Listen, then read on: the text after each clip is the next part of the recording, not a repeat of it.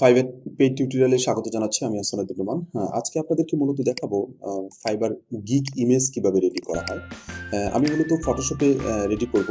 আপনারা অনলাইন থেকে বিভিন্ন ধরনের সফটওয়্যার আছে। অনলাইন থেকে সরাসরি কিছু সাইট আছে যেখান থেকে আপনারা গিগ রেডি করতে পারবেন।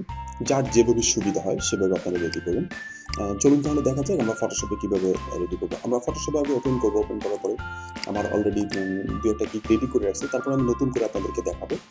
সর্বপ্রথম ফটোশপে আপনারা একটা ফাইল মেনু থেকে নিউ নেবেন। নিউ নেওয়ার পরে এখান থেকে যে ইয়ের যে মাপ আছে, আমাদের যে গিগটা দিব সেই গিগটার একটা মাপ নেব আমরা 690 পিক্সেল এবং 426 পিক্সেল আর 72 রেজুলেশন। এখানে 300 রেজুলেশন দিলে কোনো লাভ নেই। এর কারণে লাভ নেই, ওরা যখন ফাইবার মার্কেটপ্লেস অ্যাপে যখন এই জিনিসটাকে আপলোড করবেন, ইমেজটাকে আপলোড করবেন, তখন তারা মূলত 72 রেজুলেশনে তারা এটাকে মেনটেন করবে।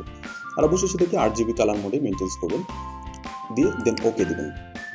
ওকে দেওয়ার পরে আমার কাছে এই যে একটা উইন্ডো আসছে, হোয়াইট উইন্ডো, এটাতে আমরা মূলত আমাদের যে ইমেজটা নিব, আমরা যে ক্যাটাগরিতে যে সেক্টরে যে সেক্টরে কাজ করবো সেই সেক্টরের যে ইমেজগুলো এখানে মেনটেন করবো, এখানে আমরা সেই ইমেজটা এখানে দিব।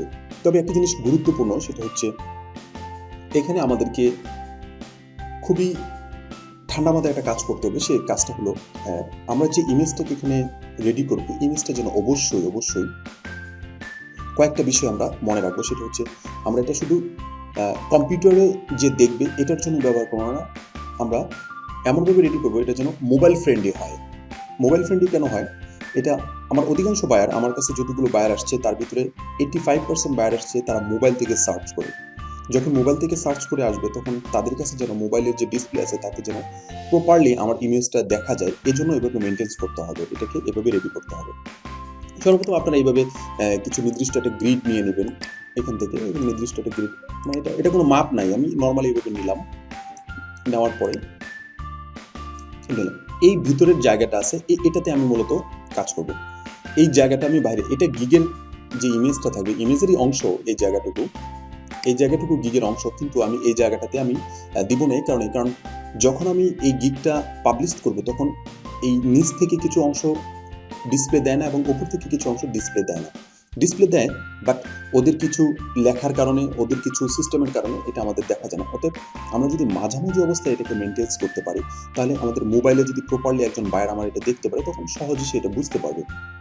আর আমি এমন একটা ইমেজ দিলাম, আমার এমন একটা ওয়েবসাইট, যারা ওয়েব ডেভেলপমেন্টের কাজ করে তার ওয়েবসাইটের একটা এমন একটা পিকচার দিলাম, যে পিকচারটা এদিকে যাওয়ার পরে লেফট সাইড অথবা রাইট সাইড অথবা আপ সাইড অথবা ডাউন সাইড এমনভাবে মেনটেন করা হলো যেটা মূলত কেটে যাচ্ছে, দেখা যাচ্ছে না প্রপারলি। তখন কি হবে? বায়ার এই জিনিসটা প্রপারলি বুঝতে পারবে না।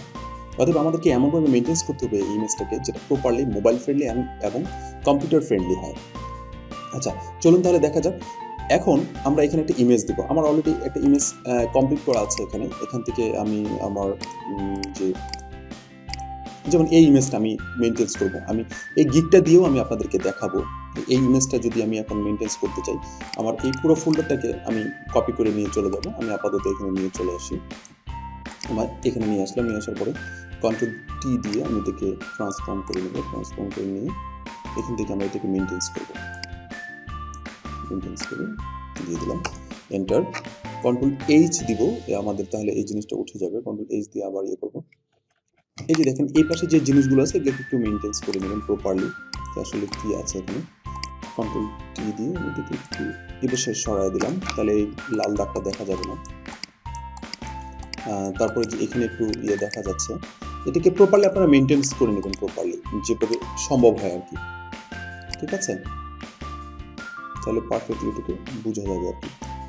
এটা এইভাবে দিলাম, তাহলে মোটামুটি এখন এটা বোঝা যাচ্ছে পারফেক্টলি। এই সাইডটাকে একটু মেনটেন করে দেবো আমি।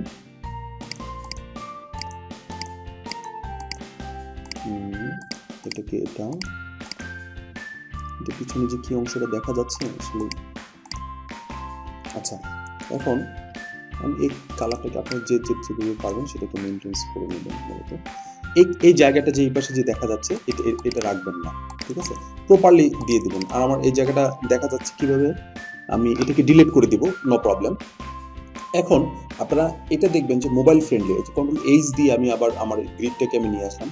দেখেন এর নিচ থেকে আমি যদি উপর থেকে এই জায়গাটা মেনটেন করলাম, বাম থেকে এই পাশ থেকে রাইট সাইড থেকে এটা, মাঝামাঝি অবস্থায় এটাকে দেখা যাচ্ছে। আমি এটাকে বুঝাচ্ছি কি যে এটা একটা ব্যাকগ্রাউন্ড ছিল, এটা একটা ব্যাকগ্রাউন্ড, এটা একটা ব্যাকগ্রাউন্ড, এটা একটা ব্যাকগ্রাউন্ড।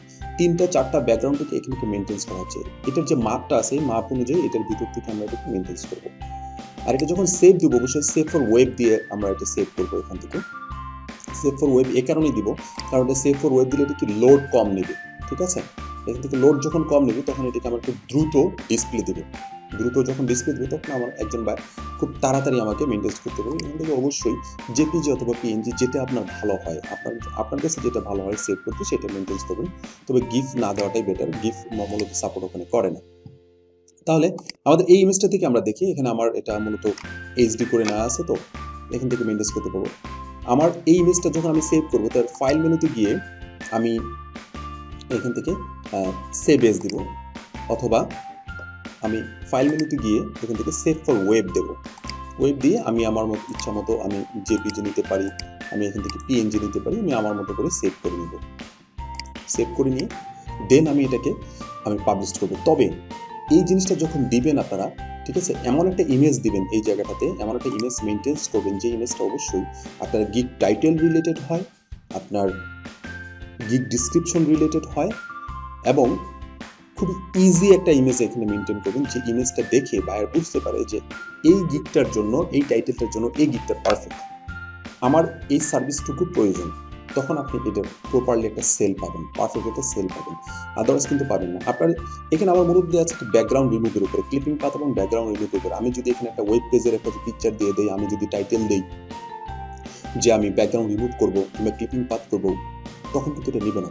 আমি যদি এখানে একটা বিজনেস কার্ডের পিকচার দিয়ে আমি যদি বলি আমি ওয়েব ডিজাইনের কাজ করি, আমি অ্যাপ ডেভেলপমেন্টের কাজ করি, তখন কিন্তু এটা নেবে না। অর্থাৎ title related perfect title, perfect image, আপনি টাইটেল রিলেটেড ইমেজ যখন আপনি এখানে মেনটেন করবেন তখন বায়ার যেটা চাচ্ছে সেটা আপনার কাছ থেকে পেয়ে যাবে। অর্থাৎ বায়ার কাছে বেশি প্রশ্ন করার আমাদের প্রয়োজন থাকবে না, বায়ারও আমাদের কাছে প্রশ্ন করার কোনো সুযোগ থাকবে না। তখন আমাদের কাজটা পারফেক্টলি বায়ারের কাছ থেকে নিতে পারবো এবং আমরা নিয়ে কাজ করে দিতে পারবো। আর ইমেজটা যখন আমরা দিব অবশ্যই ইমেজটা একেবারে নিট অ্যান্ড ক্লিন। কিছু ইমেজ আমরা দেখবো যে ঝাপসা ইমেজ, এই ইমেজগুলো আমরা দিব না, ঠিক আছে? তারপরে আঁকা বাঁকা কিছু ইমেজ আছে, যেমন এই ইমেজটাকে যদি আমি এখন আমি একটু আঁকা বাঁকা করে দিই, লাইক এরকম দিই, মনে করি যে ইমেজটা প্রপারলি বোঝা যাচ্ছে না, ইমেজটা আমরা দিব না। আমরা পারফেক্ট একটা ইমেজ দেবো, কোনো রোটেট করবো না, মানে আঁকা বাঁকা করে। তারপরে এই ইমেজটাকে দেখেন আমি আবার রাইট ক্লিক করে আমি যদি ওয়ার্ক করি, এই ইমেজটাকে এরকম আঁকা, এরকম আঁকা বাঁকা হয়েছে, এই ইমেজটা আমরা দেবো না। পারফেক্ট একটা ইমেজ আমরা এখানে মেনটেন করবো, এরকম পারফেক্ট ইমেজ মেনটেন করবো।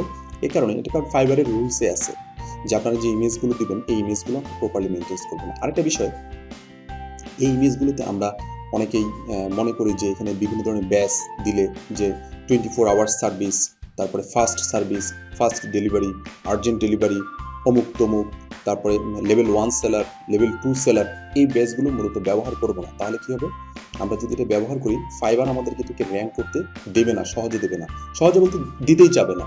কারণ আপনি যদি নিড অ্যান্ড ক্লিন একটা জিনিস মেনটেন করেন, আপনার একটা স্মার্টনেস থাকবে, এটাতে আপনি পারফেক্টলি এটা মেনটেন করতে পারবেন। আশা করি ইনশাল্লাহ বুঝতে পেরেছেন। আর সেভের বিষয়টা যেটা আমরা দেখাই দিচ্ছি, এটা আপনি আপনার কাঙ্ক্ষিত জায়গায় সেভ করবেন। আমরা যদি আপনারা যারা ফটোশপ রিলেটেড কাজগুলো না পারেন, আপনারা যারা ফটোশপে কাজ করে তাদের কাছ থেকে আপনারা এই গিগ ইমেজগুলো প্রপারলি দেখায় দিয়ে সুন্দর করে তাদের কাছ থেকে কাজটুকু করে নেবেন এবং পারফেক্টলি। আমি পরবর্তী টিউটোরিয়ালটা যেটা দেখাবো আপনাদেরকে সেটা হচ্ছে এই গিগ ইমেজটাকে কিভাবে এসইও করা যায় প্রপারলি। এই এসইওটা নিয়ে আমি একটা টিউটোরিয়াল রেডি করব, না হলে এই টিউটোরিয়ালটা অনেক বড় হয়ে যাবে।